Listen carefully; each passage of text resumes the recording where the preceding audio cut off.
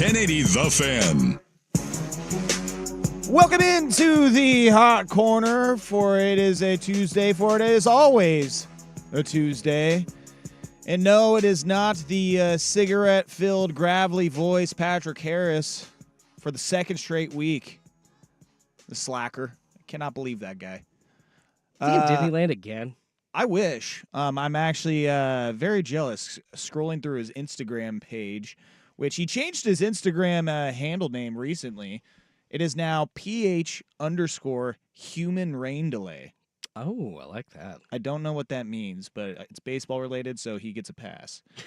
But yeah, he just did the old photo dump of he took a big old Instagram dump and put all the photos of his Disneyland trip out there in Anaheim. He's got pictures of the magic, the views.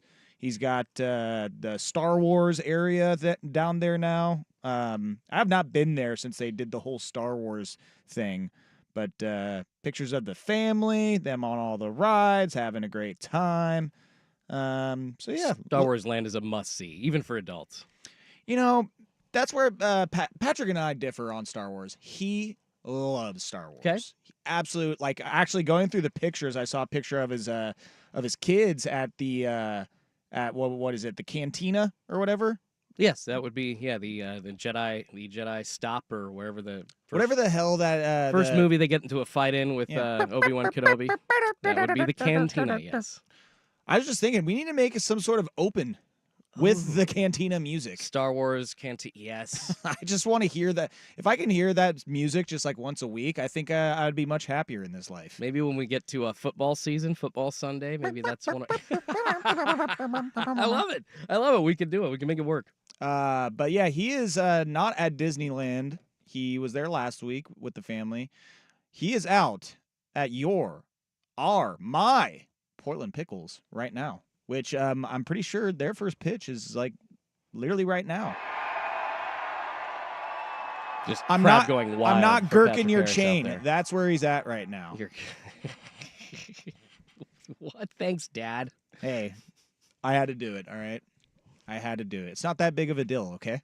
Oh my God. You know what? Just start making these jokes while you're carrying around like the jumbo pickle All right. from the state fair, and then you're peak dad. Were those jokes not kosher with you, Ah, dude? I'm on one right now. you're on fire. He is at the Portland Pickles game for a work outing, which is coincidental because this Friday we are also going to be out at the Portland Pickles game. Not like us as in 1080 The Fan. Some of us from 1080 The Fan will be there. But the whole Odyssey Portland team, well, again, I lied. Not the whole Odyssey Portland team. God, getting people to respond to a simple calendar invite. Didn't realize how hard that was going to be. I helped arrange this whole team outing for Friday and stuff.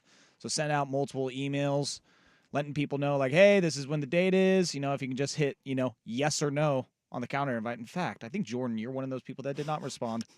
Can I still respond, or is that out right now? Or You has the can give your deadline passed? response literally right now. I mean, I could ask the wifey again. I think I brought it up to her. We're so ADHD in my house. It has nothing to do with you, Joe, or people trying to get the answer for the invite. It's that my ADHD ass can't actually remember after asking my wife a question, 48 hours later, if we're going to actually follow through or whatever the hell we said or not. So and that's my problem. Well, and that's what I figured too. I was like, listen, I like knowing of things well in advance so that way I can put it on the calendar, book it, it's locked in, right? Yeah.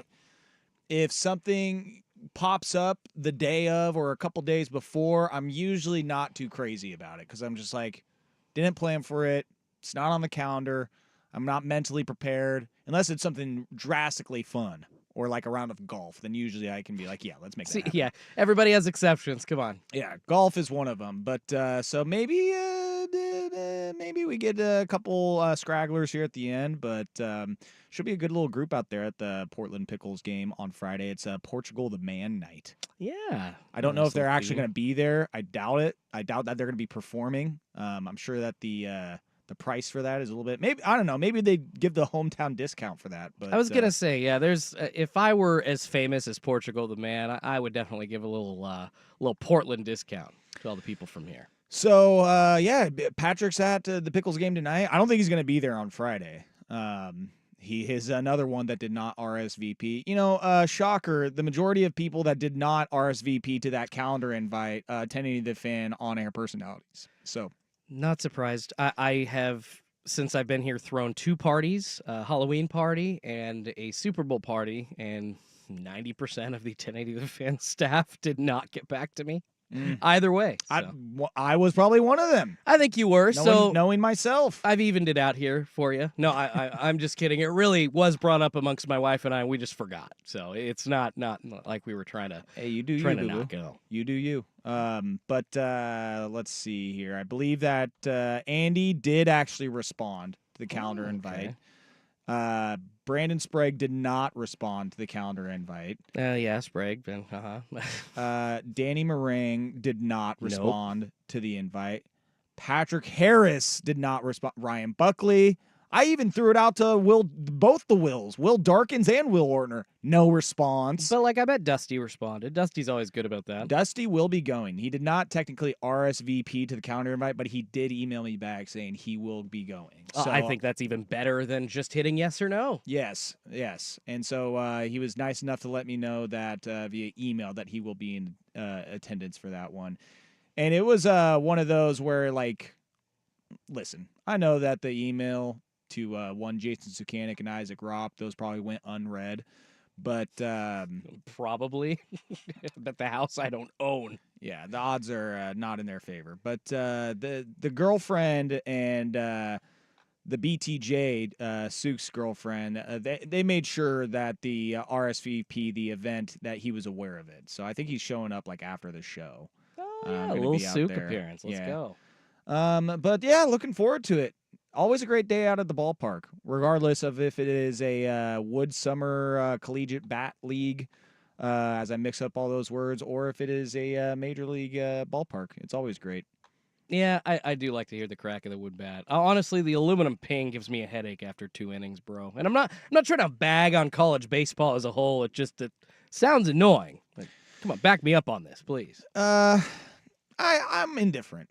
Because it is, I feel like the ping of the metal bat, it's nostalgic. It reminds me of the Little League days. And in fact, I think I might be trying to go to a batting cage here soon. There's one in Tigard. Ooh. And I want to go get some cuts in the cage. I want to go, and I don't know how sophisticated this place is. I'm sure they, you can crank up the MPHs. But I wonder if you can get some breaking balls in there, if they have, if their pitching machines are that sophisticated. Oh, they can throw, some sweepers in? Yeah, give me some real nasty junk. But there's one in Tigard, which is, close. I think it's right over by Washington Square. I think you're right. Yeah, I've driven by it, actually. Just never been there. I think it's in the same kind of warehouse, open air place that they used to have that trampoline park. Uh-huh, yes. And then too many people were, almost dying, so they probably had to close down. Yeah, you wonder how much insurance costs for a business like that. Oh, dear God. Hey, can you sign these 40 forms of waivers, please, so that way you can sue us? I actually had a friend, he was a brother of a friend, but, I knew him during high school and after high school, too. And one of, the most athletic people I know dove into the foam pit and somehow ended up in the foam pit in the wrong angle. And had a severe neck injury and had to luckily he's back, he's fine now, but it was a rough road for a bit. I straight up, I don't know if it's vertebrae or something in his neck, but and I'm pretty sure we don't have any of those trampoline parks or whatever as a advertiser. So, yeah, I was just going to guess. This is my PSA. Yeah. Don't go to them. Yeah, don't go jumping in foam pits.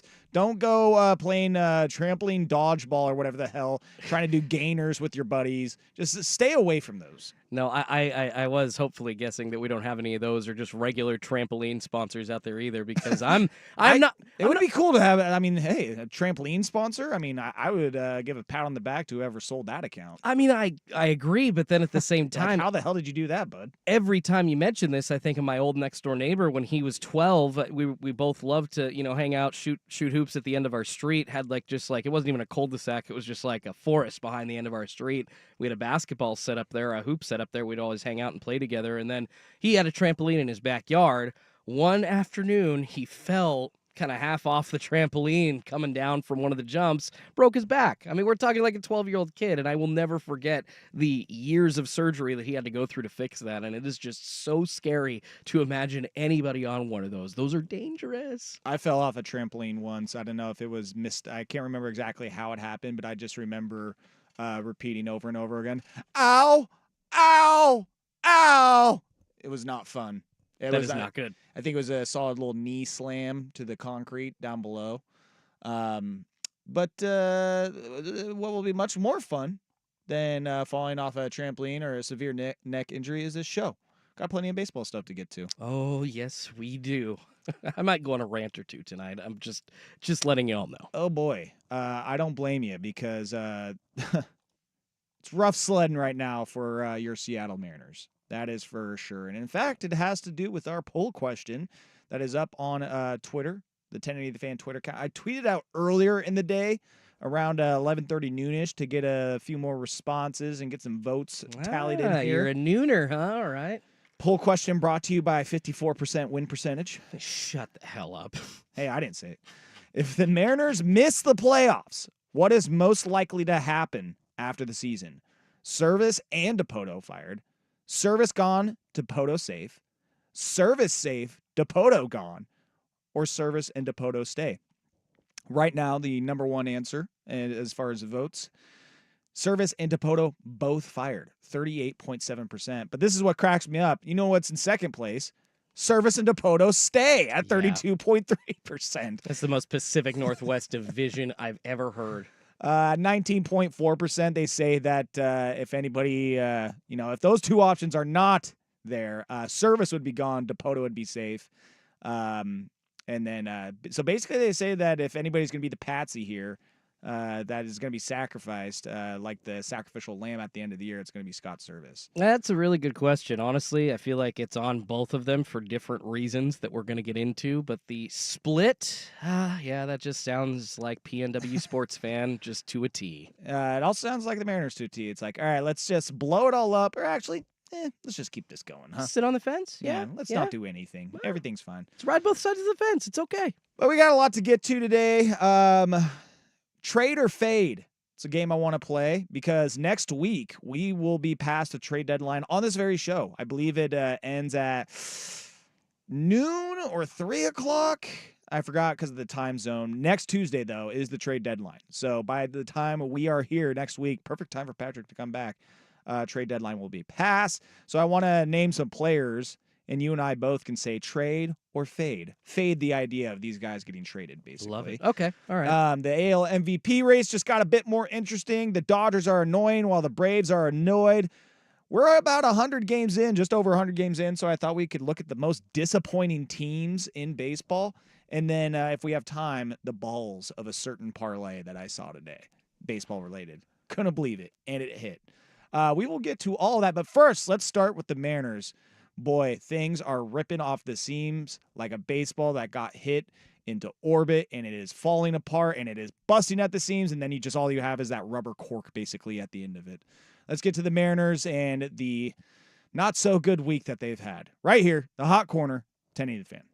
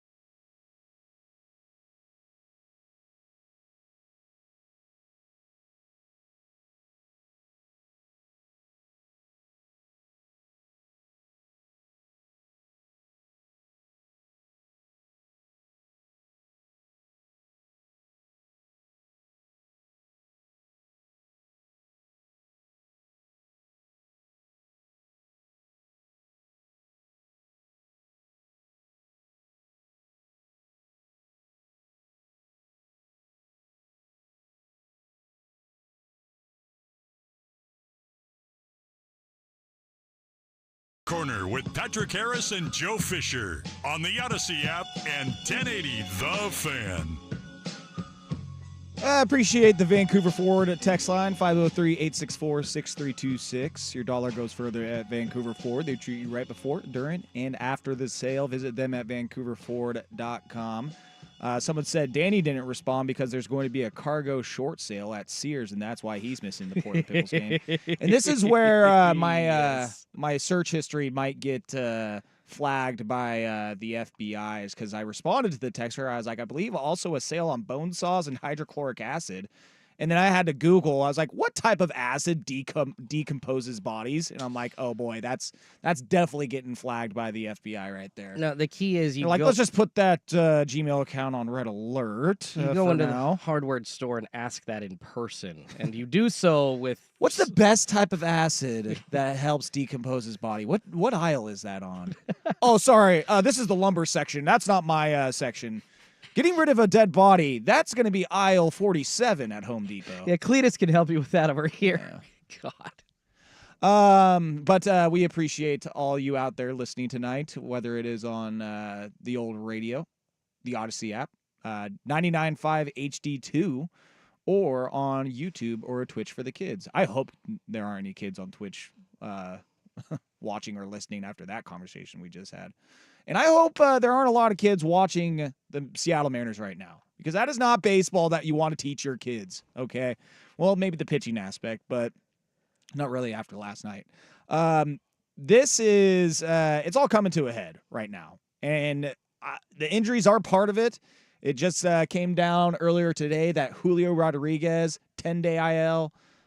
J.P. Crawford, 10-day IL. Yep. He's got a fractured pinky. And then Julio with his mild ankle sprain. And then earlier in the week, you got Ty France, DFA'd. And then you lose the division lead officially. I think right now, as it stands, it is tied between the Houston Astros and the Seattle Mariners. The Mariners are playing right now. I think the Astros, I changed the channel. I got the Phillies and Twins on right now. No, it's all good. Yeah, percentage points below, essentially, the Mariners would be fighting for the wild card if the playoffs started today, and they would be out of the wild card. So we've hit a low point, Schultze. And with a week before the trade deadline, I don't know if it's... I just don't know if it's going to matter, anything they do at the trade deadline. Like they say, like, oh, well, they got to get a bat. Oh, well, they need to get bats. They need to get plural here. And I just don't know if there is one bat that is out there, because even if they do get one really good hitter, Randy Arozarena, Luis Robert, hell, they trade for Vladimir Guerrero Jr.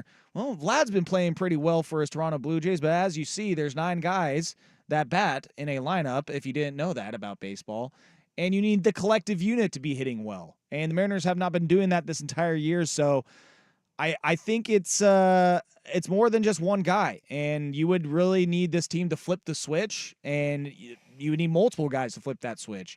And right now, 2 of your quote-unquote best hitters, they're not showing it this year, but Julio Rodriguez, J.P. Crawford, they're out for at least 10 days. One of your former All-Stars, Ty France, no longer on the team. Cal Raleigh, while he's provides power, not hitting for average this year. Mitch Haniger, Mitch Garver, your acquisition. I mean, we know the story of this team, so I just feel like the ship has sailed, and there isn't really a move that's going to maybe change the trajectory of this season and where it's headed. If you make the playoffs, great, but I mean, how much confidence do you – the confidence you have is in pitching, but everybody's pitching is good in the playoffs. So, again, it's just like, is there a move? Is there anything that can happen? I mean, is the light bulb going to go off? We thought maybe with them firing their offensive coordinator, their bench coach, that might have done something. Brant Brown, a scapegoat? No. So it's just – as much as we are belaboring the point that they need to make a move, and they're saying that they kind of need to make a move for the most part. I don't know. Like, DePoto's and that front office is giving mixed signals. One day they're like, oh, well, we want to make a move, but I don't know if we can make a move, so I don't think we will make a move. Now we're hearing reports that they're aggressively looking. So, again, I just don't know. Is it like they just make it a lost season and they just, let's try and win it for the skipper, the gipper, whatever, and just go for it? But, again, it's just there has to be a major light switch moment for this team where you have multiple guys in this lineup starting to hit. Well, it's obviously been disappointing to this point. Ty France, he was, for the better part of 3 years, one of the best hitters in this lineup. Yeah. And there have been a major regression from a lot of these guys. And it's not just a regression, frankly. It's been terrible. It has been awful, no good, crappy, just not professional. There are so many words that you could use to describe either the organizational approach to the plate right now. Mitch Haniger's hitting under 210. He's letting fastballs go down the middle just like Mitch Garver is. And Haniger can't run or field right now. He's making $16 million. What was he offering you when you decided to acquire him, Jerry Dipoto? You got to tell us at this point because we're not seeing it. Same with Mitch Garver, who was the big $24 million free agent, the most that you've given to a hitter since you've been here in free agency. It's unbelievable that these decisions, literally a year after Colton Wong, AJ Pollock, Tommy La Stella, don't work out. And you can say what you want about the organizational ownership's decisions, putting them in a position financially, fine. But I'm looking at these decisions that Jerry Dipoto has made, and then further on, looking at the management of these players by Scott Service. I'm pissed. I'm past disappointed. I'm past upset. I'm so tired of watching this team night after night, Joe.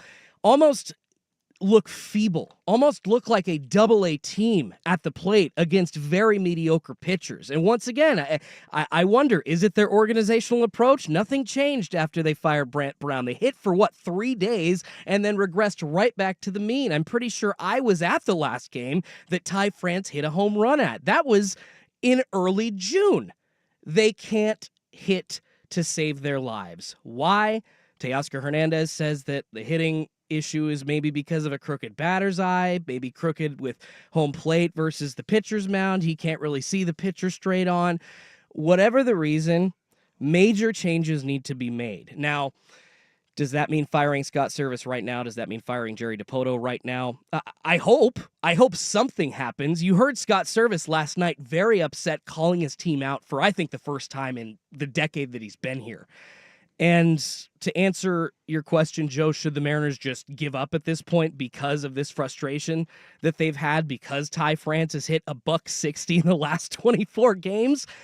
You can't give up. You still have the best pitching staff and the youngest pitching staff in the league. They have the second best ERA still. And I know your bullpen, I've been saying it for years, that they've been built on a house of cards, right? We're seeing the cracks with no Matt Brash, the replacement that you bring in for him, Ryan Stanek, he's starting to crumble. We're seeing the cracks in this foundation, and you've just kind of been putting popsicle sticks and tape on your pitching staff, but specifically the bullpen. But because you've got 5 young, controllable starters, plus a good Luis Castillo, who's very, very cheap for a starting pitcher right now in baseball, Joe, you're doing your fans and your organization a disservice if you still don't try to go and get a Vladdy Guerrero Jr., because your lineup right now looks like a 4A lineup. It's bad. So yes, you still have to go trade, but I don't know if I trust Dipoto and Service to actually handle those decisions and handle the players that they're going to bring in. So I'm kind of torn.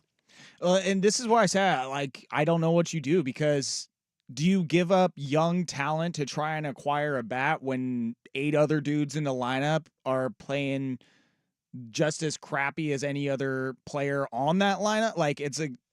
You look at this team, there is the one shining light is a guy that got acquired a month or two ago, Victor Robles. He actually hasn't been too bad for them. No, he's been hitting 400 since the Mariners picked him up. It's crazy. It's because he hasn't been affected by the organization's approach, in my opinion. So that's where it's tough. Where you're in this spot where maybe early in the year you were like, okay, we need a bat, but again, one bat is not going to save this team at this point. It's going to take a collective swing for this team to completely change the trajectory.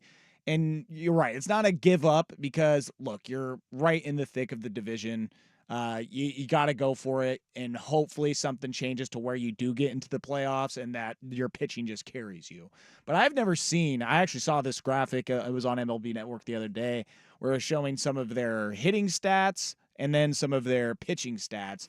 Yeah. And they were either last or dead last in all the hitting stats, but first in all the pitching. I was like, I don't know if I've ever seen a team that has that big of a disparity as far as like being the best in the American League or National League, whatever league you're in, being the best at pitching and then being like the worst at hitting. Because they are right there with the White Sox as far as like being one of the worst batting teams in the American League. And again, just that disparity between the two, it's almost shocking that it is that large. Have you ever seen that where a team is this good on one side of the game in pitching or batting? And then, I mean, we've probably seen it a few times where the offense is really good and the pitching sucks. But to see a team like this where the pitching is dominant, starting pitching especially, and then the offense is just on an absolute struggle bus more than you can imagine.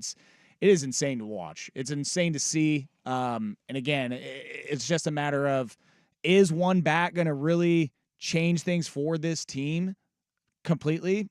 I don't think it is.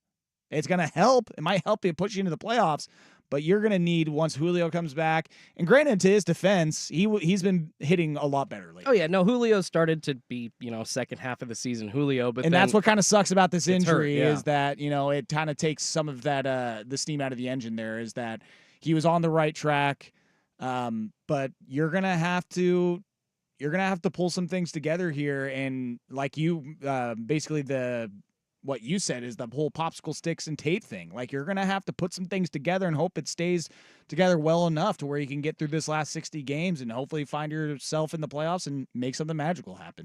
I don't remember a team as bad on one side of the ball, like as good as they are on the other. Like, I'm trying to think of juggernauts in baseball. No, both teams that get to the World Series have great pitching and great hitting. It's a fact. Like, you can't get deep in the playoffs with just one. And yeah, the Mariners need to acquire at least 4 players. They have the assets to do so. Like I said, though, I don't have the faith in Jerry Dipoto and Scott Service right now. So, I hope that they do make moves. I hope that they're aggressive. I don't want to see my team just give up for the rest of the season. But, Scott Service said it last night. We are starting to get to the sprint part of this marathon, and it's almost to the end. It's almost to the point where, and every game has mattered along the way, but now everything is being more and more amplified. And, whether or not you leave a starting pitcher in or you take a certain pitcher out, use him in the 8th inning versus the 9th, pinch hit a guy here, every single little thing has more value and is amplified at this point. And if they don't do something, that locker room is just crumbling, and you hate to see it, but I don't know what to do. I don't know what to do if you're them. You have to do something, but they've been sitting on their hands for so long, preaching that their approach is the way to do it. And now I feel like maybe those comments from Jerry Dipoto about, well, we've been doing the fans a favor by playing baseball the way that we're playing, and this 54% approach is really the best way to go. You wonder if that is really starting to come back to bite them in the ass.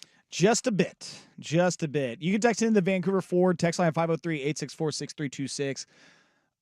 Are the Mariners really one bat away? Because I feel like that is just not the case. How do you feel about this Mariners team? Is it a lost season? Is it a matter of just get to the dance, almost like the Padres approach? Just get us to the playoffs and let's see if something crazy happens. Kind of like the Diamondbacks last year, right? They were up and down all year, went through some losing streaks, and then they just got into the playoffs and had a pretty magical run to the World Series, falling short. But let us know on the Vancouver Ford text line, 503-864-6326. We'll read some of those on the next segment. And but first, before we do get to that, we have Jordan Schultz with a SportsCenter update. Now, from the Fan Sports Desk, a SportsCenter update on 1080 The Fan. First on the Fan, Matthew Stafford reporting to Rams camp as training camps get going around the NFL. He had to go through a contract restructuring with the team before he showed up, though.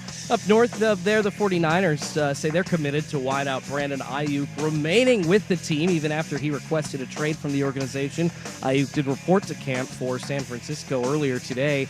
And in baseball, the stumbling Seattle Mariners taking on the Los Angeles Angels in Game 2 of 3 in their series up at T-Mobile Park right now. Not going so well. It's scoreless still, top of the 5th, but the Angels now do have runner on first, just getting their first hit off of Logan Gilbert. He's been pitching a gem so far, 4 innings plus 4 strikeouts, no walks, but the Mariners have only managed 1 hit. That's a new call-up Tyler Locklear with a single earlier in the game. Let's see if they can actually get their bats going. Before the game, the Mariners made a flurry of roster moves, put J.P. Crawford and Julio Rodriguez on the 10-day IL, called up first baseman Tyler Locklear, outfielder Cade Marlowe, and shortstop Leo Rivas. They also officially designated Ty France for assignment. More sports scores and stories in 30 minutes. I'm Schulte at the 1080 The Fan Sports Desk. Listen live or on demand on the Odyssey app, the Fan's desktop player, or tell your smart speaker to play 1080 The Fan.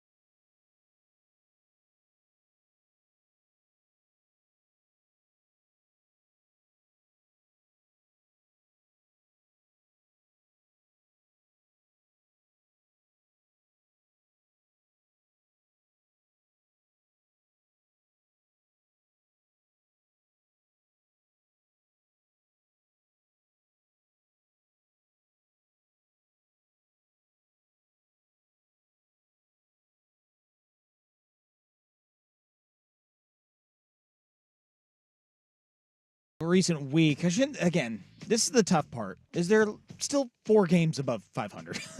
So it's like, it's not a lost season. Not all hope is lost, but the offense is just so horrid that it does not give you faith in that things are going to change around. Like if you had a couple players that were doing something well, again, Julio was starting to do that, but now the injury for him, it just takes the wind out of the sails, is that you can't feel optimistic the rest of the season unless you see a collective change in their offensive output.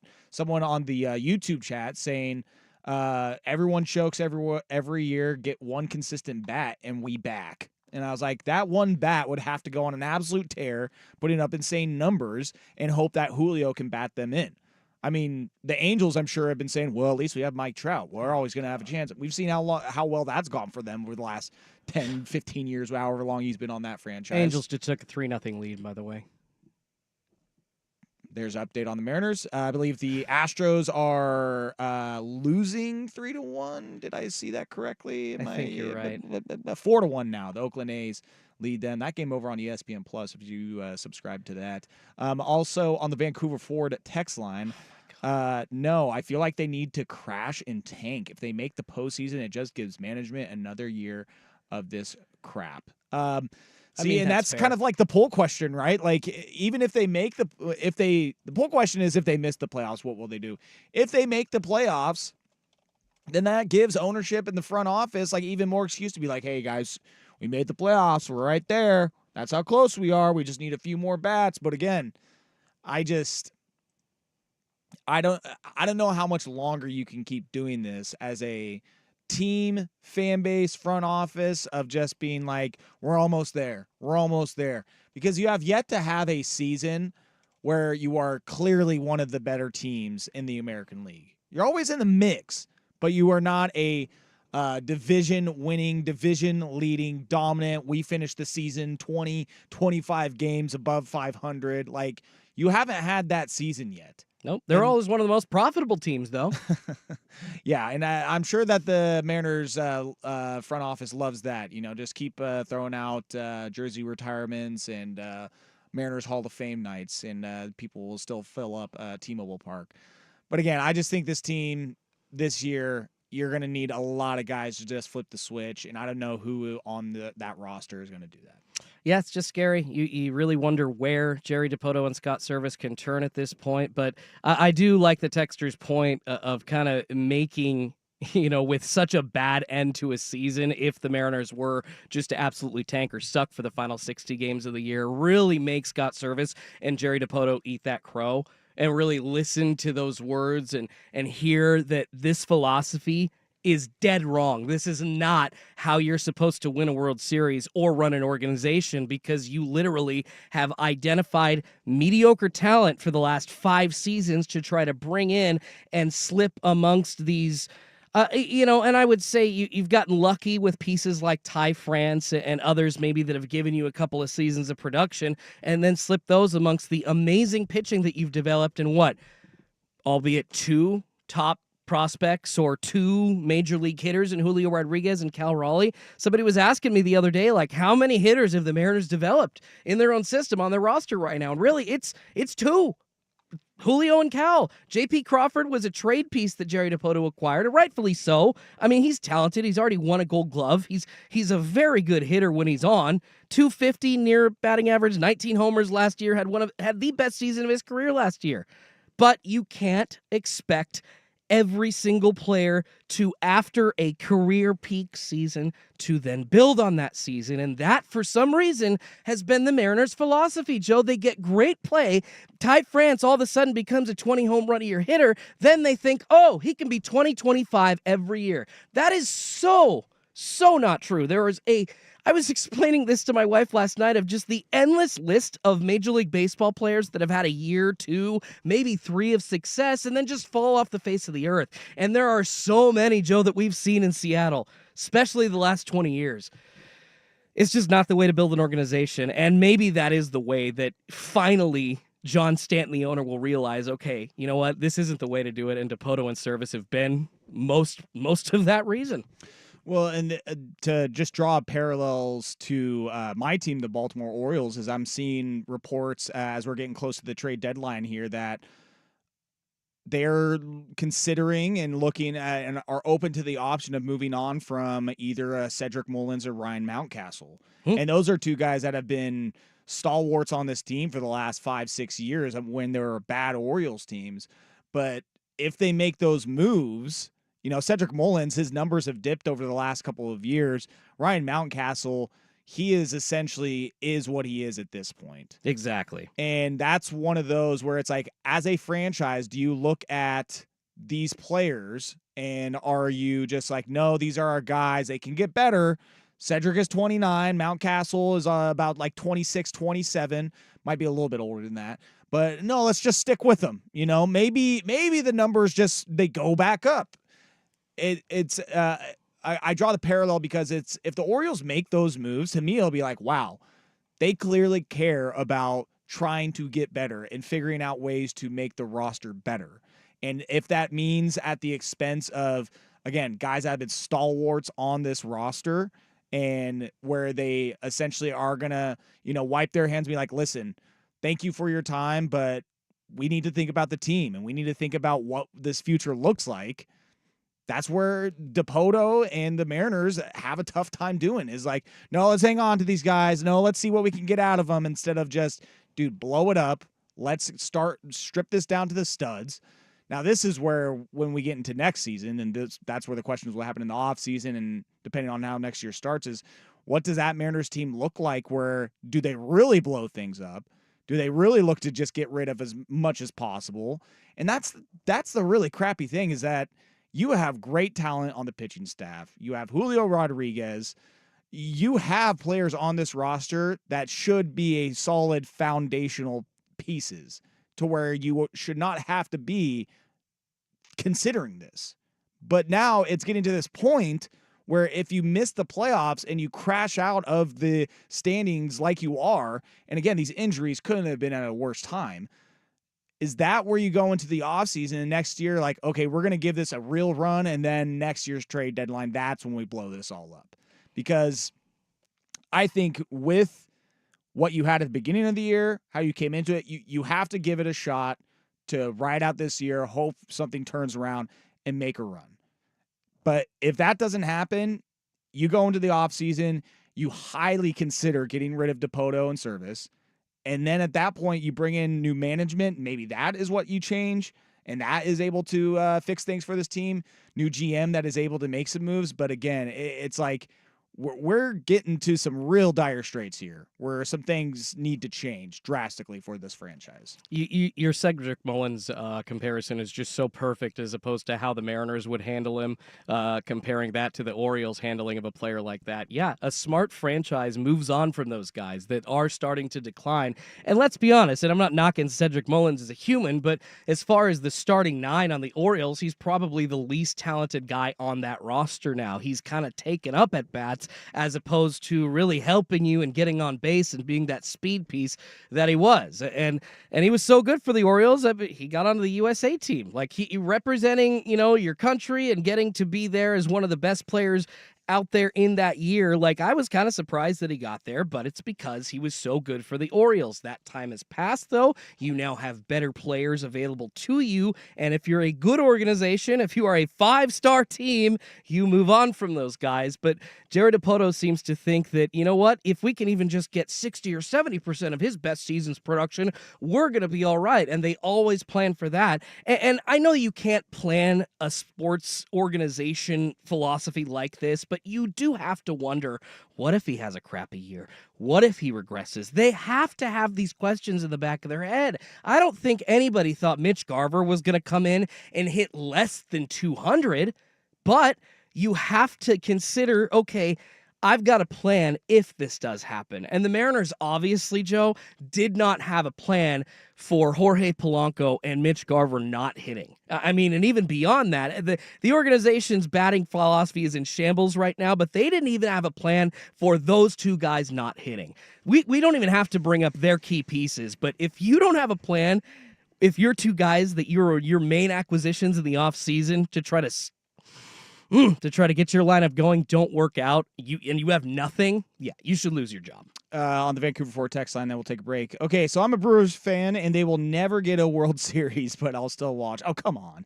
I honestly don't know if I'd rather have them make the playoffs and lose every year. They either have pitching and no hitting, or no pitching and good hitting. They sucked for me as a kid, and I've been okay for the last 10-plus years, but not great. But I think you have to hit on both sides and then hope for getting hot in the postseason. But Brewers postseason wins are bad. Yeah, I hear you as far as a Brewers fan, and just get there. That is kind of the mentality that I lean towards, is like, just make the playoffs, hope you can outlast Houston for this last part of the season, because while Houston has played better, they're not great this year either. They're looking for a starting pitcher. I just think that you just have to cross your fingers and hope somehow things click on that side of the team, and that the pitching is able to take you through the playoffs. You get low-scoring wins, and just pray. and just pray. Don't overthink it anymore. Go to see ball, hit ball. That's literally what your players need to do. Stop with the approaches. Just see ball, hit ball, and start to play the count. If it's 3-1, get ready to smack a fastball right down the middle. Stop overthinking things. Let's go. One last text. That's the most frustrating thing yet, guys. Seattle has one of the highest market revenue, and who have they paid rather than Julio? When are they going to use that money? We'll see. Yep. We'll see if they do anything at the trade deadline and acquire a big bat or just a meh bat. 60 games left. We are in crunch time here in the MLB season. All right, we're gonna take a break. Gonna get caught up a little bit. I want to bring this up because I saw this.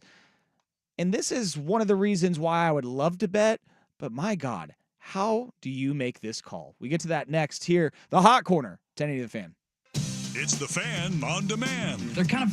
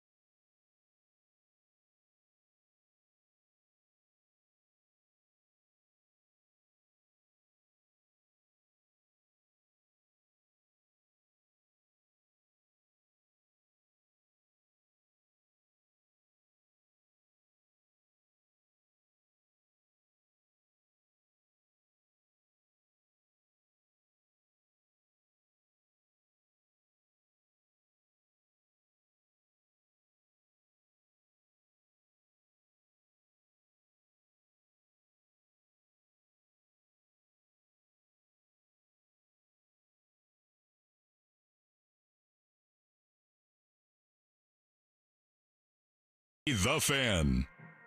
Last little bit on the Mariners is that if you want to draw a comparison to a National League team this year, now granted, they've been bit by the injury bug, but it's very similar to the Braves. Braves cannot hit this year. They're pitching dynamite.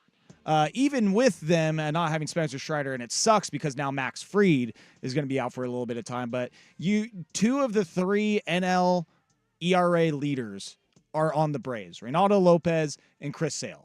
That's one of those where it's just like, listen, we are clearly not the team that we were supposed to be this year. This is because of injuries and not hitting the ball.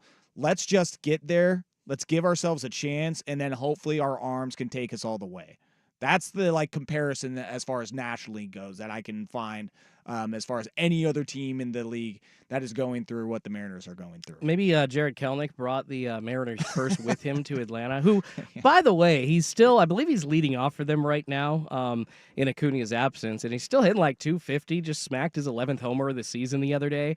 And I was talking to one Brandon Sprague about Kelenic and being like one of their only good hitters right now, and his response to me was like, I don't think he started off the year very good. And I'm like, I'm pretty sure he started the year off hitting 400. Yeah, he was hitting the ball pretty well to start. Yeah. At one point, he was, I believe, through April 10th, hitting 414. So no. Now, granted, that's like 2 weeks of the season. But then by the end of by the end of April was hitting 306. But still, man. Like, which, if you're a Mariners fan and he was still a Mariner, and you told them, hey, Jared Kelenic is going to bat 307 up until the end of April, I think Mariner fans would be like, oh, hell yeah, sign me up for that any day of the week.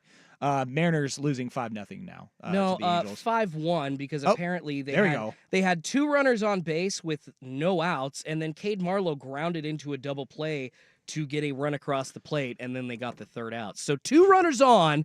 They GIDP. This is ridiculous, Joe. As a professional MLB player in MLB The Show, I can't tell you how frustrating it is grounding into a double play. That is one of my biggest pet peeves on MLB The Show when I'm playing Road to the Show. My player is grounding into double plays. Just absolutely infuriating. I don't even care if I score a run. Yeah. And get an RBI in it. Grounding into double plays drives me insane. I mean, a strikeout at that point is literally better for you. So don't do it. I'd take it. All right. I saw this parlay earlier on the Twitter sphere, and these are listen, gamble responsibly. Not all parlays hit. In fact, a lot of them don't hit. I'm a degenerate though, Joe. I love me a good parlay. But love me a good parlay. 2-leg parlay, all right? Oh, so not that hard. Not that hard. Okay, 2 legs. But the 2 legs were player props. Steven Kwan to hit a home run today. Oh, home run parlays. And Luis Arias to hit a home run today. Oh, see, those parlays, you go and I think Steven Kwan to hit a home run any given day is probably plus 700 or something. It was a plus 1,300 for Steven Kwan to hit a home run today. And then what was the other one? Luis Arias to hit a home run, also plus 1,300. Oh my God! So we're talking like plus 40,000 for the parlay odds. So something like that. Steven Kwan, he's got 10 home runs this year, and then Luis Arias, I think he has like 4 or something like that. I feel like the last time I actually looked at his full stat line, that it was like 2 or 3 home runs, something like that. So it's just the random shot over the top. He literally has 3 home runs this year. Yep. Now, the stats I'm looking at, I don't know if they include today's numbers, because you got a home run from Steven Kwan and Luis Arias on the same day. And that parlay, that 2-leg parlay, a simple 2-leg parlay, that's it, right? About 2 bets. Yeah. That was plus 19,500. So not 40,000, plus almost 20,000. Okay. Yeah, still crazy odds though. And it hit. And the guy who tweeted this out, I believe it was a $25 bet. Oh my God. And he walked away with $4,900 on that thing. Ooh, baby, that is how you beat the books right there. But the absolute balls to say, you know what? I think this is the day that Steven Kwan and Luis Arias both hit a home run. Wow. The guys who are known for basically just getting on base with singles and hitting the ball and putting it into play all season long. Again, Luis Arias, and I don't know if this includes his numbers from today, 3 home runs on the season. 3. Like, the guy is batting, let's see here, the total average is like 300. I mean, he's a good hitter, but he just doesn't hit homers. It's dipped a bit. He's 309 now. What a bum, right? Oh, yeah. When terrible. Luis Arias is batting 309, you're like, what's wrong with him? Is he okay? Is he in a slump? Why is he not batting 360? But the dude has 3 home runs. He has 26 RBIs this year, for God's sakes. And those are just lottery tickets that you throw out there, hoping, guys that don't hit homers, maybe, hey, if it hits today, I'm going to be a rich man. And wow, $5,000 later. Oh, my God. It's over! I don't know who I was talking with. Oh, I was out golfing with a couple buddies the other day, and we were having the gambling conversation, and they were basically coming to the consensus, like, you're a baseball gambler, you're getting into degenerate territory. And I'm talking about, like, daily player props, like that kind of stuff. Like, if you want to take out a futures ticket on a World Series winner, something like that, go for it. But if you are daily betting on baseball for player props, game props, first 5-inning run total, spreads in the first 5 innings, the first inning or whatever, I'm telling you, I got my buddy Tanner.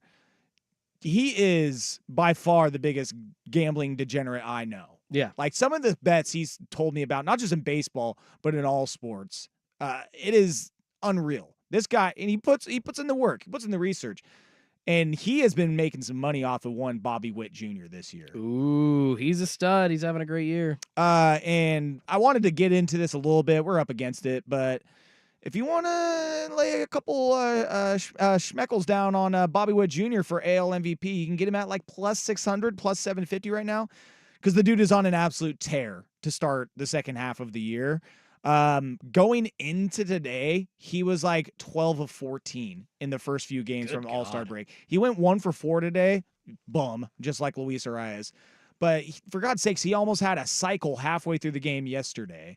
And if he's able to put the team on his back and get the Royals into the playoffs, I believe they have the final wild card spot at this moment in time.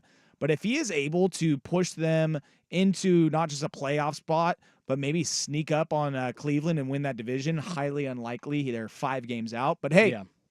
we have seen September collapses.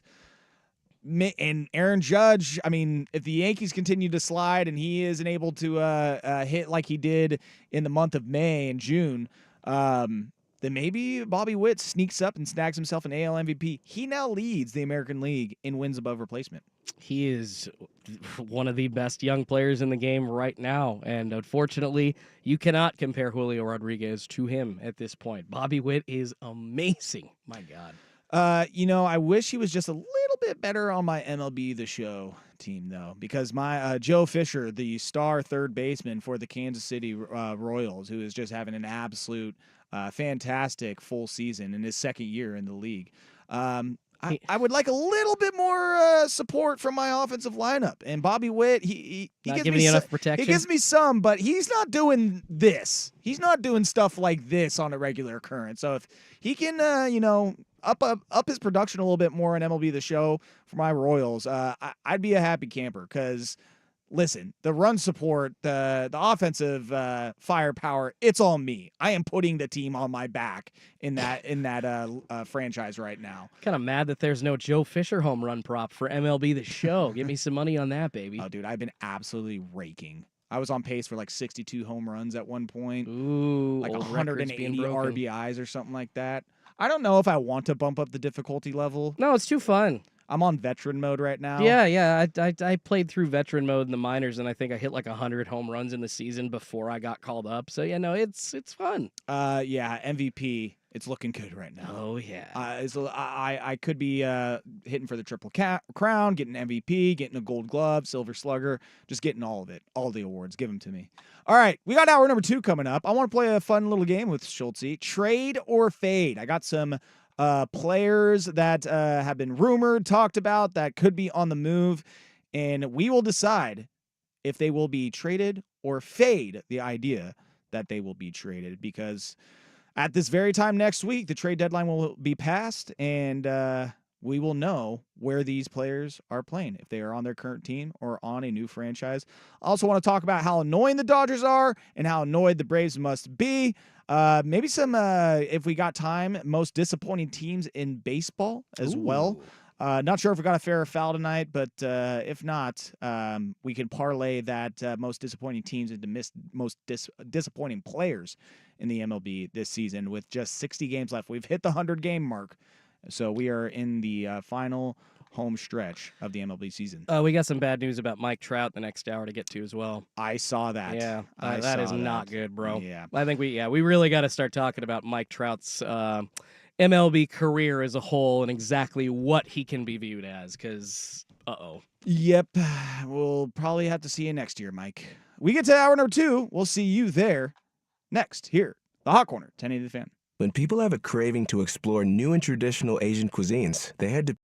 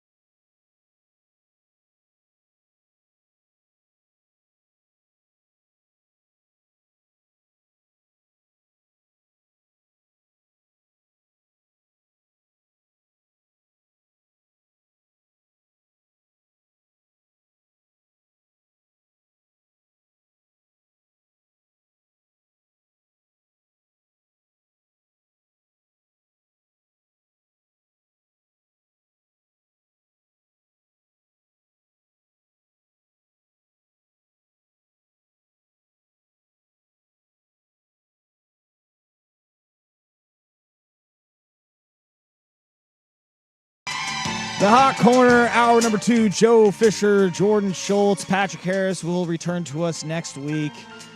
He had a nice little trip down to Anaheim, the happiest place on earth, where that bastard mouse took him for everything he had. I hope he had a turkey leg, though. Yeah, good old Mickey Mouse turkey leg. Those look good. And that fat churro that they have as well. They have the That foot-long churro or whatever it is. they have the whipped pineapple, like the Dole whipped pineapple drink. Or like I never got that when I was down It's there. actually really good. It's refreshing on a nice hot SoCal day. I was going to say, that does sound refreshing. That does sound nice. We don't need it up here so much anymore. Heat wave's over. Oh, buddy, you just wait. Just because you said that, we're going to get some more 90s. Bro, I'm sure. it's like 75, 80 for the next week and a half. Oh, it's been fantastic. I'm not going to lie. I mean, these last couple of days, it's been real nice. Perfect golfing weather, baby. Yes, sir. Yes, sir. But we got to get to the range. It's the last couple of rounds, things have creeped up where we need to work on the swing. I'm not going to go and use the word yips, but it's getting ugly. Don't go Chuck Knobloch on Wow. All right, start that again. Don't go Chuck Knobloch on me. I'm trying my best not to, Schultzy. We're struggling out there though. We are struggling. So we just need to, get back to the shop, work on some things, grease some things up, and just remember what we're doing. It's like riding a bike. We'll remember eventually. I will never forget my first time ever on a golf course. I was 13, and my stepdad, who had taken up golfing a couple of years before that, we were on vacation, and my stepbrother and I had nothing else to do, so my stepdad was going in a foursome with a group of his friends, so we decided to tag along, got to drive the golf cart, and I'll never forget the frustration that he showed after pretty much every tee shot. I mean, we're talking 18 holes of just throwing the club into the grass. And I'm 13, and I'm just like, so this is supposed to be fun, right? Yeah, on Sunday, it definitely wasn't an angry round. It was a defeated round. It was one of those where one of my buddies I went with, I golfed with him a lot, and it was, I kept kind of going to him, and it's like, dude, you know me. Like, you've golfed with me a lot this summer. Like, what is going on? Oh, man? you pull the Michael Scott. What is with me today? Usually hit those. Yeah. Airballing the 3. And text line, Vancouver text line, Fish is in denial about them yips. Listen, we'll see what happens at the range. If I get to the range in the next couple days and it's a lot of the same with that bucket, then we might have to be calling up old Andy Morris over at X Golf in Tualatin and be getting a solo lesson in to be like, hey, you mind looking at my swing and telling me what the hell is going on right now, please? Just get a couple drinks in you, bro. Just calm down, and then after 3 or 4 White Claws out on the course, or I'll tell you what, Jordan, don't even care. The 3 or 4 White Claws on Sunday didn't really help. I'm sorry. I'm just trying to help. I'm sorry, bro. Hey, I appreciate, maybe the transfusion. Maybe that's what I need to start doing. A little stronger. Baby. All right. Do we have some sort of like baseball music? Some sort of like ESPN Sunday Night Baseball or baseball bed? I think we have baseball noises or something like that, like the crowd noise or something like that. I don't know. Just something to spruce things up here. Hell, just throw on the NBA on NBC music. I don't care. Give me some basketball. No, don't do that. No. Don't do that. I'll find something. Give me a second. But I wanted to have some music playing because I have a little fun game that I wanted to play. We are a week before the trade deadline. I've got 5 names here. I want to trade or fade. Will this player be traded to a new team or fade the idea of them being traded to a new team? So I got 5 names here, Schultze. I'm filibustering for some music. Yeah, I'm sorry. I don't want to give you a crappy not baseball music, but I'm not sure we got anything in the system. Right. You know what? I gotta go with it because this is the only baseball song that we have. So you know what? It's baseball-y. We'll take it. That's what I got. We'll take it. The first name on this list, Randy Arozarena of the Tampa Bay Rays, who has been playing particularly well since the All-Star break. It looks like he's returned to All-Star form. I want to pull up his stats over the last, I guess it would be 4 or 5 days since we came back, but he had a great series against the Yankees. And he definitely looks like he is returning to form, which I'm sure will drive up the price just a little bit more. and might incentivize the Rays to trade him and get a haul back. Let's see here. Last 7 days, 6 for 16, 3 home runs, 4 ribbies. He against the Yankees, that series in the Yankees, he had 3 home runs, 4 RBIs. So yeah, basically those are his stats for against the Yankees. Went 4 for 5 in one of those games. So possibly Randy Arozarena finding his swing again. Will he find a new team? Trade or fade, Schultz? Oh, they're going to trade him. I don't think the Rays, even if they don't get exactly what they want for him, I don't think the Rays are going to hold on to a guy like that they could get prospects for the future of their organization for. That's how they do it. That's what the Rays' philosophy is. So just based on that alone, I will say trade. I will say trade as well. Dear God, didn't know he was batting .209. I knew it wasn't a great season for him. Oh, he was batting like a $190. He's, I think, in the last 30 games, it's not just the All-Star break. It's been like almost 300 in the last month. So he has turned it around after an ass start to the season. I am going to say trade as well. He's 29. I think that the better years are behind him. He probably has a few more years of production left, but I don't know if it's going to be anything what it's been like since he came up with the Rays. And I think that there is a team that could benefit from having his bat and maybe a change of scenery. That will be just what they need to put them over the top. And I believe that the Rays, they are ready to sell. You saw them get rid of Savale earlier this year, a couple weeks back, rather, sending them over to the Brewers. So I think that is the sign of things to come. The Rays aren't in a spot where they need to completely strip things down. They have like 3 starters that are all injured that will come back next year. So maybe it's a retooling, if anything. But I think with the age of Randy Arozarena and maybe seeing the best years behind him, that sell now, get what you can for him, and hope it's enough to where you can maybe get some prospects or maybe get some nice arms in return that can help you out next season. But I am with you, Schultz. I say this is trade, and there are reports that the Dodgers are one of the teams that are in on Randy Arozarena.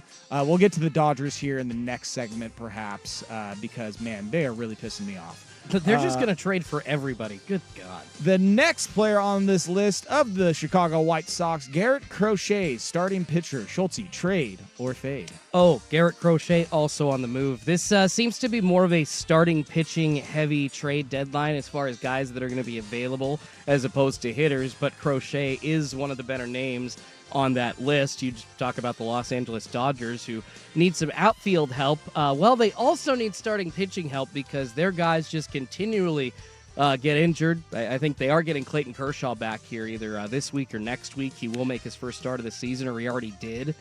So they're getting some help there, but they just let James Paxton go, designating him for assignment. So yeah, they've got a need, and if it's not the Dodgers, I could see somebody like the Yankees slipping in and acquiring him. There is a huge need for starting pitching right now. Crochet's on the move. Trade. I am going to say trade as well because the White Sox need everything, and they suck, and I understand where it's like, and this is going to kind of be the same sentiment for the next player.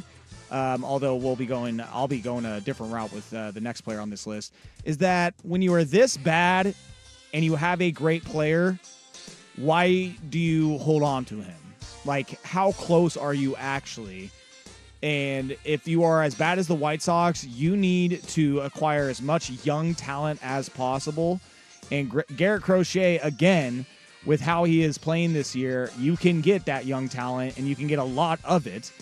And again, where the White Sox are, it's just not a spot as a franchise where you're like, well, at least we have him, and man, our future sure looks bright, and thank God we have this ace to lean on for the foreseeable future. It's like, no, you need aces, you need batters, you need everything.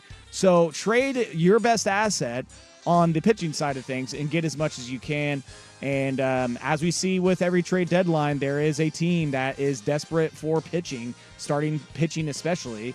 And Garrett Crochet, I think, will be on the move.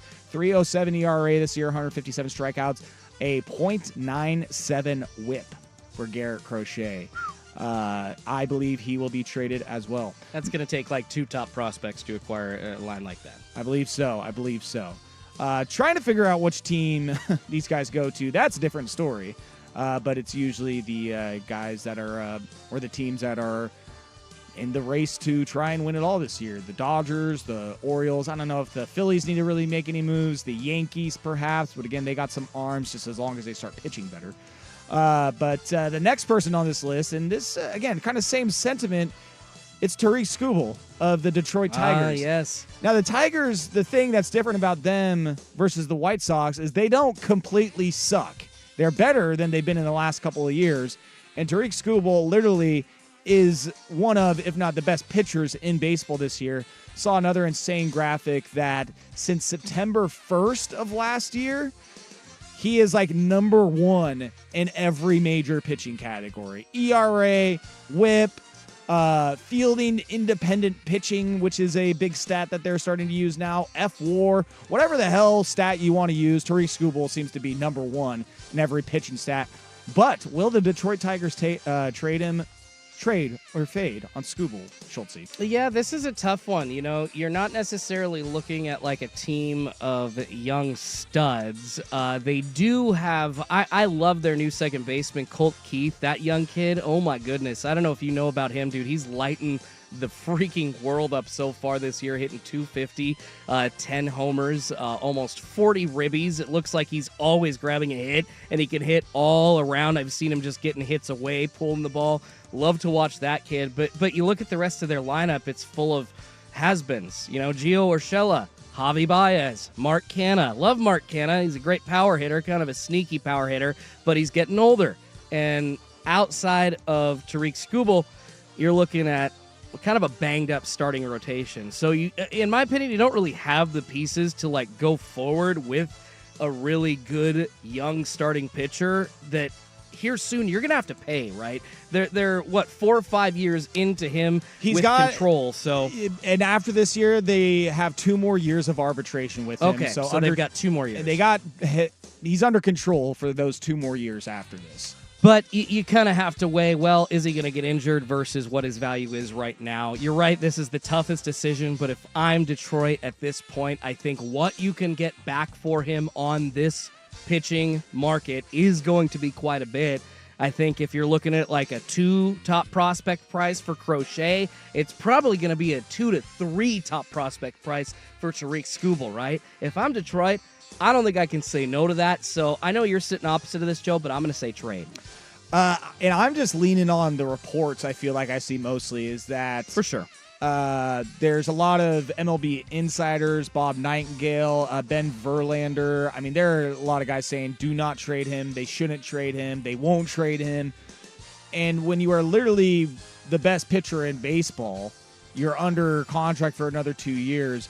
And with the Detroit Tigers not having to pay Miggy Cabrera anymore, it's like, how about you start spending money on offense again and start acquiring talent? The problem with the Tigers, though, and I kind of mentioned this last week, is that any sort of hitting talent they have built up in their farm system, they have not developed well as soon as they have gotten to the majors. And their hitting has been underwhelming.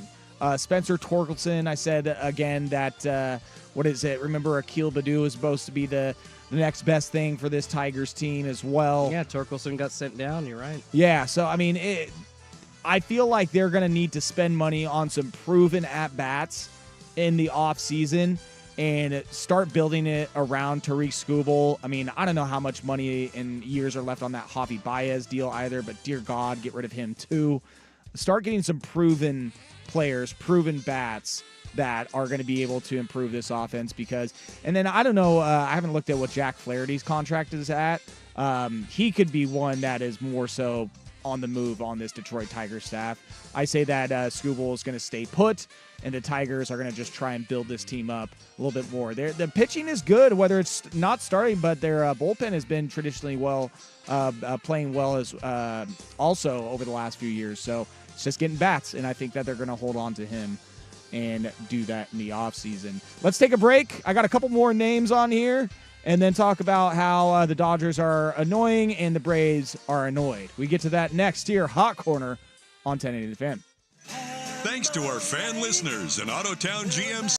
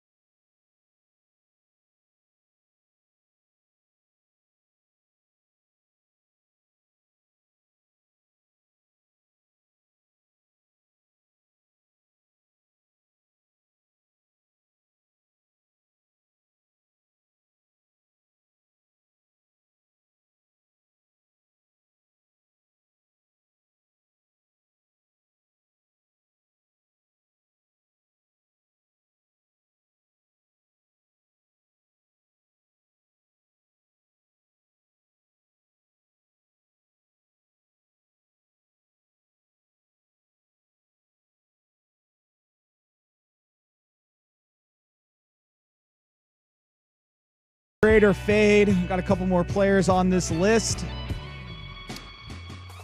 And talk about some teams that are leading in the National League. But we got just two more players here. And one of them is Blue Jays first baseman Vladimir Guerrero Jr. Ooh, this is a toughie. This is a toughie. I'll go first on this. I say fade. I say that the Blue Jays are going to do their best to get rid of everything else but Vladimir Guerrero Jr. You want to talk about a proven bat, proven commodity. I understand what you can get for him. But I feel like you have enough on this team as far as trade assets go that you could still get enough decent pieces for your farm system, younger players that can help build this team back up. And if you're Toronto and want to keep selling tickets and filling up the Rogers Center, then you keep Vladimir Guerrero on this team. I would be very surprised to see the Blue Jays let go of him. Because also, yes, it's not a great year for the Blue Jays, one of the more disappointing teams. The offense is not what it's been like in the years past. I feel like that can be, for some reason, that team, I feel like they can right the storm a little bit more. And a couple moves away, I think they can get right back into being one of the best teams, especially having Vladimir Guerrero Jr., but it's just a matter of what moves that you do make. I just think there are some players that you have to get rid of at this point, like probably George Springer. That ship has sailed. Got to get rid of Bo Bichette, who actually just went on the IL today. So I don't know if that's going to be something the team is interested. Maybe that was a preemptive trade deadline IL move. I think it was like back soreness or something like that. It was like a vague injury. But I say that the Vladimir Guerrero and the Blue Jays stay together, fade this idea of a trade. Yeah, Vladimir Guerrero Jr., still only 25 years old, is one of the hardest kind of players to actually trade because on paper, he's really good. Statistically, one of the best players in MLB over the last 5 seasons. Led the league in home runs back in 2021. He's been an all-star already 4 times. This is a franchise player. These players do not come along very often, right?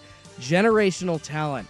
And if you're looking at maybe a top prospect and a group of, select guys that might be good coming to you from an organization, I am hard pressed if I'm the Toronto Blue Jays to accept that deal. You can't get a player in 5 years out of any of these minor leaguers or prospects that you're going to be trading away in Vladimir Guerrero Jr. He's probably the best overall organizational talent you've had since Roy freaking Halladay. I think Patrick said that here on Hot Corner a couple of weeks ago. They're bad right now, but these are the pieces that you build around. It's like when you want to reset, it's the type of hitter that you're looking for. Why give up on that? So no, I say fade as well. I'm sure that they're going to be getting offers, but unless they get like a blow my pants off offer, I'm talking, like Jason Dominguez and 3 other top prospects from the Yankees, or the Mariners send Colt Emerson, Harry Ford, Tyler Locklear, and then Emerson Hancock as well, which is literally their 4 best prospects. I'm saying no if I'm Toronto.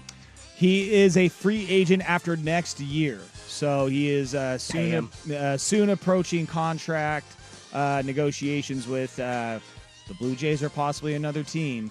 But I think if you're the Blue Jays, you keep him and just build around him for the future. They were ready to hand Shohei Ohtani $680 million. Obviously, Vladdy doesn't pitch, but my point in making this is that they could and are very ready to hand a Vladdy Guerrero Jr. $400 million. And the last player on this list, I think you and I can both agree on this, Luis Robert Jr. of the White Sox. Same thing with Garrett Crochet. If you have any semblance of talent on this White Sox team that isn't, honestly, I don't even know how old Luis Robert Jr. is. He is 26, so he's starting to get on the other side of his 20s. But I was going to say, if there is talent point. above the age of 25, then you need to get rid of it. So he clears that benchmark. White Sox, you need to start fresh, get as much young talent for your farm system as possible, and get it in your pipeline. And Luis Robert Jr., not a great year by any stretch of the imagination. He had a much better year last year, but I think that's what you sell teams on, is what he could be for your offense and change your scenery, what he can do for your playoff roster in October. And so he's got to go. I say trade. Yeah, I also say trade just because of the state that the White Sox are in as a franchise. He's not going to get you top dollar in return because of the season that he's had. No. He was hitting $190 at one point. Now, thankfully, just like Randy Arozarena, over the last month has actually been anything but anemic.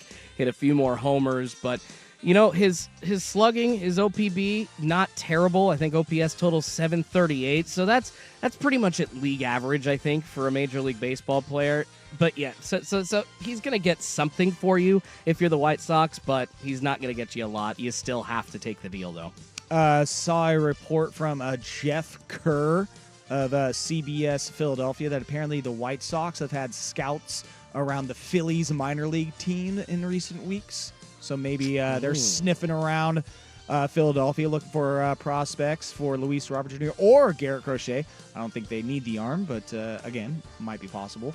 But yeah, I definitely see him getting traded. To move on to teams, the Dodgers, boy, they're really pissing me off. Not only are they likely to get Tyler Glasnow back this week, they're likely to get Clayton Kershaw this week. There are reports that they are in on Randy Arozarena. They are one of the teams that have been looking at Tariq Skubal as well. And I don't know if it was their GM or president of baseball operations, but he basically said that an arm starting pitching is something they are very much looking at and engaged in, trying to acquire a starting pitcher at the trade deadline. Piss off the Dodgers. As the Vancouver Ford text line said a couple minutes ago, next segment, Dodgers burn in hell. They've got everything. Like, they dude, don't need more. Can you just stop? Didn't they? It's crazy that they are already talking about the need of an outfielder when they called up Andy Pages. Like, I understand they're dealing with injuries, but Pages is an outfielder, right?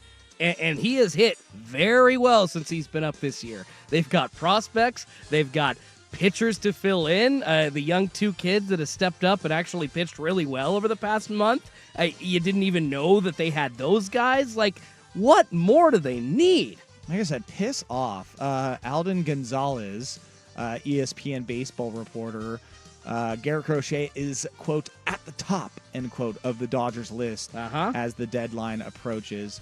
Again, if they somehow somehow pull off trading for a top pitching prospect, top pitcher, and a one of the top hitting players at the deadline, like Randy Arozarena, I swear to God, man. I swear to God. I mean, even if they land a Jack Flaherty and they're just able to get one of each, I'm not going to be happy about this. It's like, dude, can you just stop, please? And then they get Glasnow, and then they get Kershaw back. It's looking like Yoshinobu Yamamoto's probably going to be done for the rest of the year. He says that he would like to come back by the end of the year, but I don't know. I'm sure that every injured player would like to come back and start playing for their team again, but that doesn't mean they will. So Dodgers, piss off, please. You're annoying. And how annoyed are you if you're the Atlanta Braves? Because, my God, they are falling apart. They have, who was it? Ozzie Albies is going to be out for 8 weeks now. He just got an injury the other day. I forget if it was arm or leg, but I just saw that he's out for 8 weeks at least. And then Max Fried was pulled from a game the other day. You obviously lost Ronald Acuna earlier in the year. You lost Spencer Strider earlier in the year. Like, you are hobbling to the finish line if you are the Atlanta Braves. Apparently, they had a players-only meeting today. Oh, yeah. I think that was more so just to learn the names of the new players they had to call up from AAA that they're now having to put on the roster because of injuries. But the Braves, I mean, for a team that, you won a World Series, which, fantastic. You're happy about that. But a team that was built to win World Series, to go on a run, and this season has just got to be an absolute punch in the balls. Like, it's probably lost season, and what you're kind of like the Mariners mentality is like, let's just get to the playoffs and see if our stalwart starters and Reynaldo Lopez and Chris Sale, who knew before the beginning of the year that those two were going to be their best pitchers, right? And hope that they can make a run. But, man, you have just got to be really annoyed if you're a Braves fan with how this season's gone, not being able to hit the ball and then just losing guys left and right. Vancouver Ford text line, it's worth the price of admission to listen to the 234 ways you guys pronounce Arozarena. Yeah.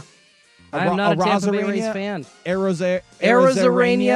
So I was ripping sports cards on YouTube his rookie year, so I probably said it at least 6 different ways. I still don't know how to say it. Let's see if we can pull up a baseball pronunciation guide. It's not Yeah. even on Baseball Reference. Of What the hell course, is see, that? that's where fail. How are we supposed to get better? Rania, well, I literally gotta Google it. Arozarena. That's literally what Google tells me. See? Yes. Arozarena. Arouser, baby. Aroused. Arozarena. There we go. Hey, speaking of getting aroused for something, baseball Sunday mornings back on Roku this last Sunday. I don't know if you caught it. Oh yeah. The coup. Yeah. The row. Yeah.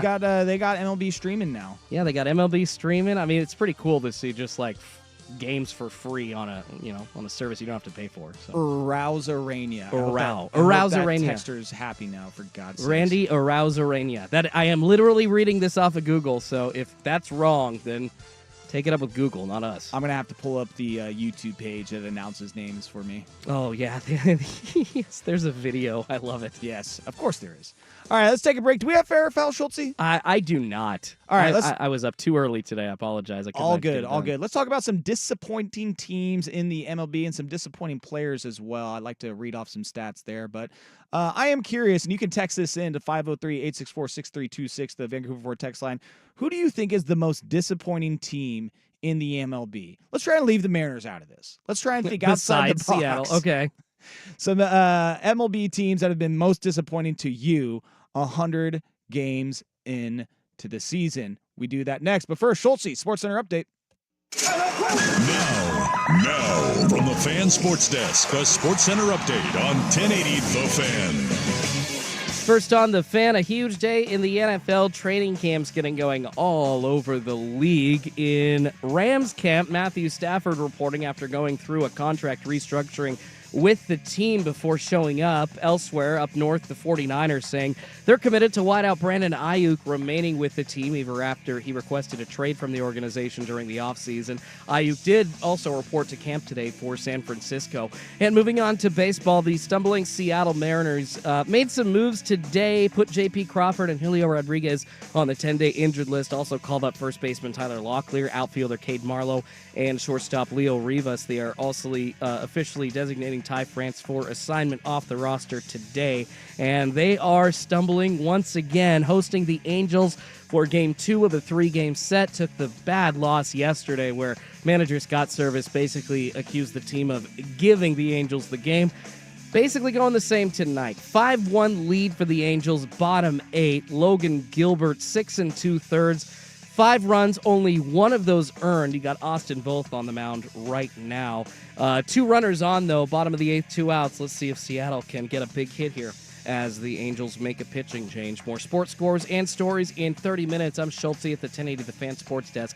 Listen live or on demand on the Odyssey app, the Fan's desktop player, or tell your smart speaker to play 1080 The Fan.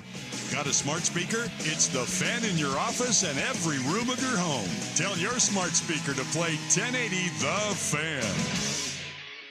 This is a consumer alert to all U.S. taxpayers who owe the IRS back taxes or have unfiled tax returns. If you owe $10,000 or more in back taxes, you can now take advantage of active programs that provide relief to struggling taxpayers and may reduce or eliminate what you owe if you qualify.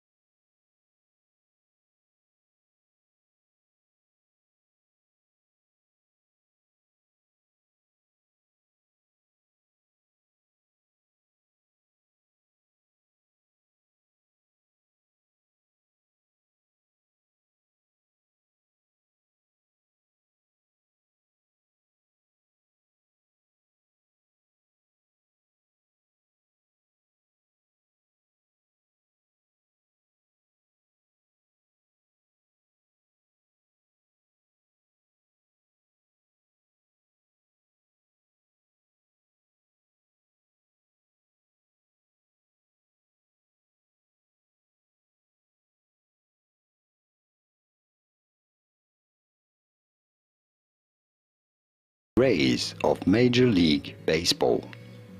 How do you go about pronouncing his name? In Spanish, his name would be said as Arozarena, but in English, or in America, it is generally said as Randy Arozarena. Randy Arozarena. Randy Arozarena. A Rosarena. Okay. See, I thought the arena part that you needed the Rania, yeah. the squiggly line above the E or the N or something The like Enye? Aa or Enye? I can't remember how you say that. it. Yeah, we're in going the, back to 7th grade Spanish the here. alphabet, the Spanish alphabet. Usted or es ustedes? Thank you. God, I remember that question. I don't remember the answer, but I remember the question. Only use vosotros in Spain, all right? Yeah, vosotros is outside. Outside of Spain does not apply. Your teachers are just crush you. Don't you ever use vosotros. If I hear you say vosotros, I'll kill you. Well, then how about just don't teach it to me? How about just don't even give it to me, like, at all? Like, really? You're making me think of that? I remember actually down in Anaheim, where Patrick Harris just was. My friends, the last day we were there, we were spent a few days down there. We went to essentially what was a swap meet. It was like this this giant warehouse down the road from Disneyland, and it had all these little booths and merchants and different things you could buy, sneakers and get a haircut and get a tattoo and get a stereo system. And we were probably the only 4 white guys in that entire place. Shocking. Yeah, the Hispanic Latino population ran strong throughout that place, and I decided I wanted to try and order a mango smoothie in Spanish and bone up on my Spanish, and that went about as well as expected. Por favor, me gusta or me necesito slushy de mango. Or something along those lines. Good for you. I gave up immediately. The look on the lady's face was just like, "You done there, Chief?" She didn't, but it would have been great if she just spoke like perfect English back at me. Like, "Yeah, it's gonna be $5.99. Like, you're embarrassing yourself. Just please stop." Some other things that are embarrassing themselves are a few teams in the MLB. Schultze, the Cubs, to me, are one of the more disappointing teams in the MLB. Their president of baseball operations, Jed Hoyer, said that barring a big win streak over the next week, anything the team does at the trade deadline will be to help them in future years. Chicago, my NL Central pick, is either last place or tied for last place in the NL Central. The Brewers, the Cardinals, and now the Pirates are all above them in the standings. Right now, it's between them and the Reds jockeying for that last place position. And I want to talk about one other team that is disappointing. It is the Cincinnati Reds. But to me, because I had them winning the NL Central, the Cubs, one of the most disappointing teams in the MLB. I mean, I like your Cubs pick, brother. I feel like the Craig Counsell hire was such a big rush of energy for them. Like, the Cubs are getting back to the World Series, like Joe Madden 2014 vibes, right? To take it from a divisional opponent to the manager, just like, that's a pretty nice manager you have. Would be a shame if we just took him and then won the NL Central. But, well, some injuries and some underperformances on the as far as pitching and batting goes, then you'll find yourself in last place of the division. Yeah, Dansby Swanson's having a really down year. It's like he's a Seattle Mariner, hitting like 213, just not great at the plate right now. Well, it's like your 2 rookies are the guys that are having the best seasons on your team, Michael Busch and Imanaga. And it's like, hey, the guys that were playing really good last year, you want to possibly play a little better? I would say that, them losing Jordan Montgomery, not much of a big loss for them since he sucks with the Diamondbacks now. But they lost Marcus Stroman. It's been a disappointing year for the Chicago Cubs. The Reds were another team I had on my list.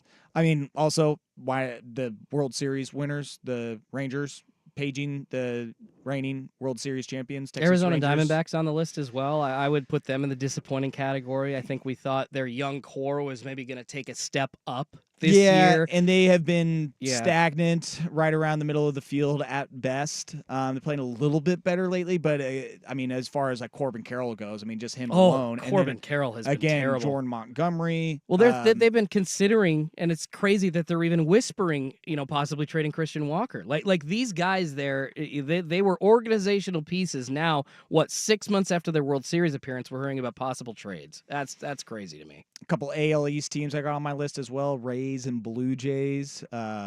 They have been underwhelming this year. And I would say that if it's not the Cubs, the most disappointing team to me in the National League has got to be the Giants. They went after Matt Chapman.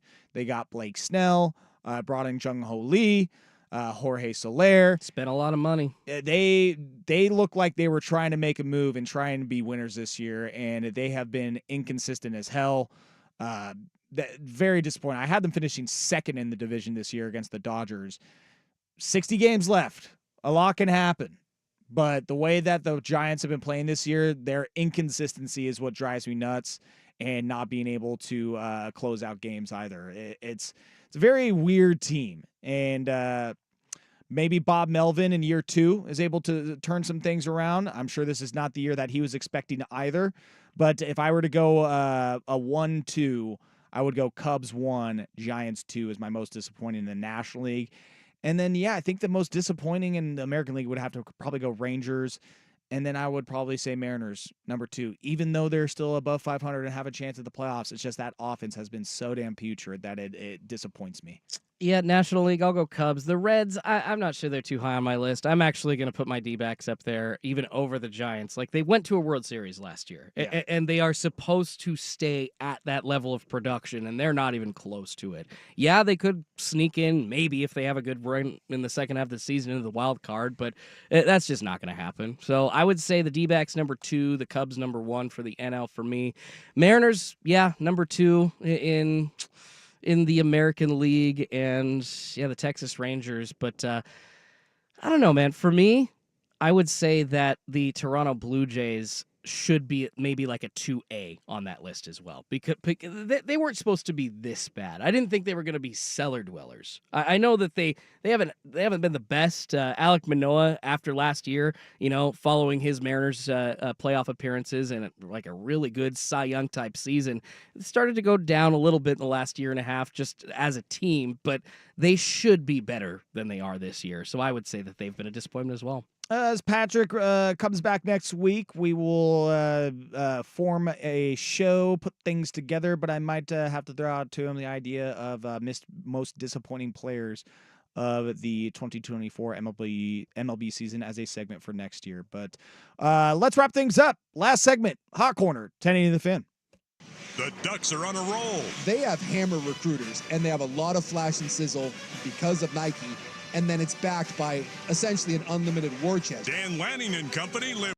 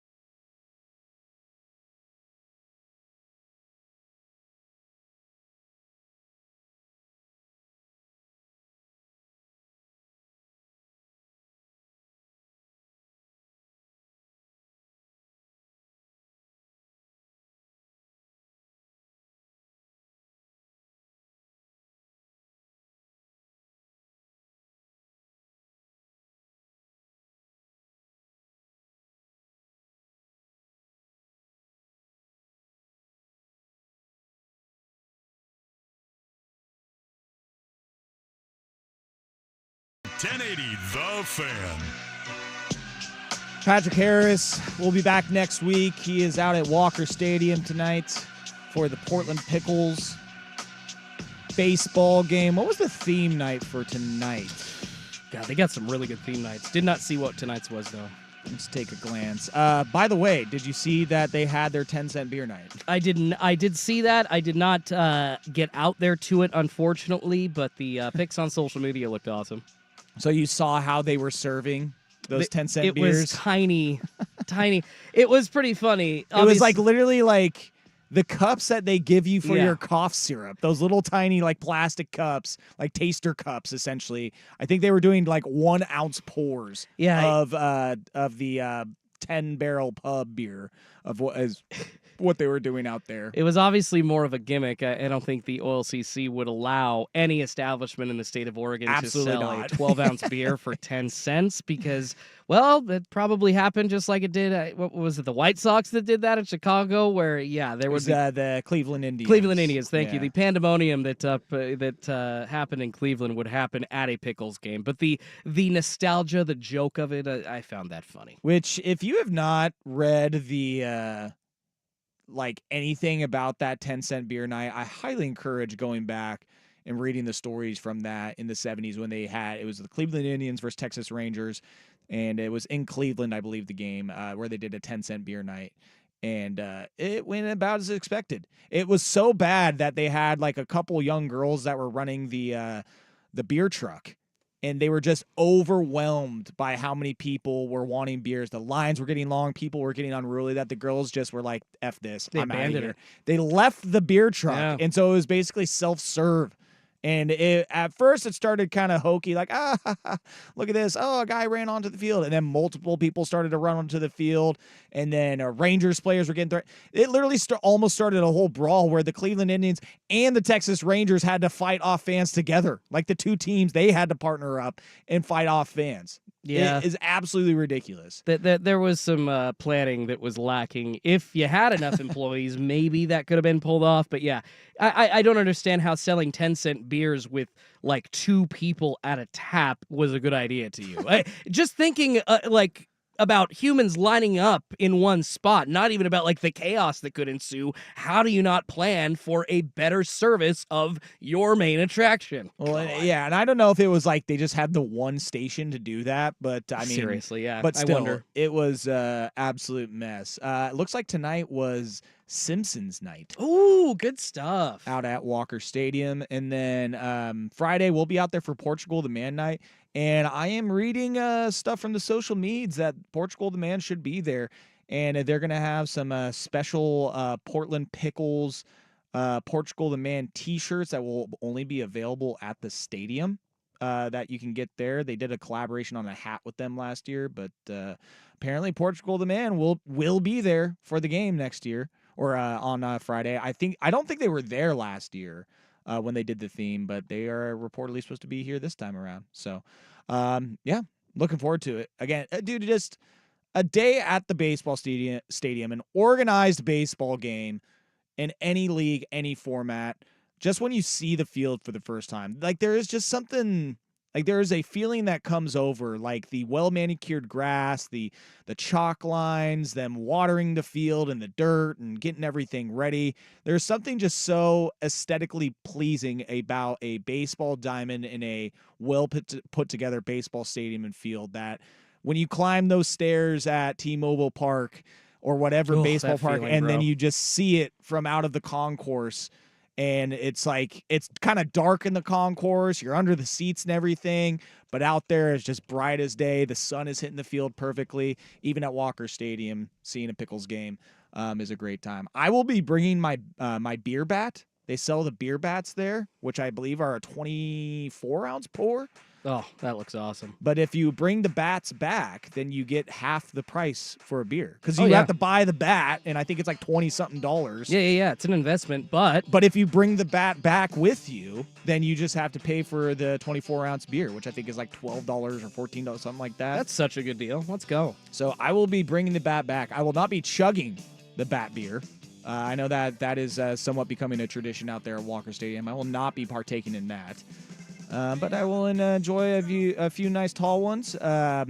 They also have a pickle margarita out there, or like a pickle cocktail or something like that. Okay, all right. Get down with that. Hey, pickle juice hydrates you, baby. I'll pass on that. No pickle juice and whiskey shots for you? We'll be over by the third baseline. I believe it is the Hot Corner Suite. So if you are out there at Walker Stadium on Friday, come try and track myself down, Dusty Hara. I believe Jason Zucanic will be showing up after the show. So if you see one of us, come over, say hey. Hope to see you out there. But hope to see you guys all back here next Tuesday when we get Patrick Harris back in the house. Jordan Schultz, obviously. He'll be behind the glass with us yet again. I'll be here, and we will be post-trade deadlining it up. Big moves yet to be made, 1 week away. Joe Fisher for Jordan Schultz. Mariners better make 4 trades. 4! All bats. All bats, baby. All bats, baby. This is the Hot Corner. We will catch you all next week. Peace. You've got questions? O'Reilly Auto Parts has answers. Need a pro you can trust? We've got that too. No matter what you need, our professional parts people have the training and expertise to help you do things right. Deep automotive knowledge. Just one part that makes O'Reilly